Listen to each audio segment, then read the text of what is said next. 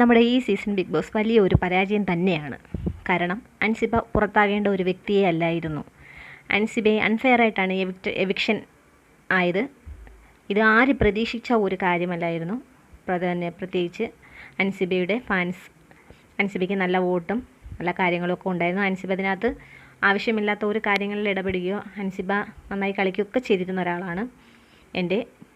എൻ്റെ മാത്രം അഭിപ്രായമാണിത്. മറ്റുള്ളവരെ അൻസിബയെ എങ്ങനെ കാണുന്നതെന്ന് എനിക്കറിയില്ല. എന്നാലും ഇത് ഒരു വൻ ചതിയാണ്. അകത്ത് നിൽക്കേണ്ട ആൾക്കാർ പുറത്ത് പോവുകയും പുറത്ത് നിൽക്കേണ്ടവർ അകത്ത് കയറുകയും ചെയ്യുന്ന ഒരു രീതിയാണ് ഈ പ്രാവശ്യത്തെ ബിഗ് ബോസ് സീസണിൽ കാണുന്നത്.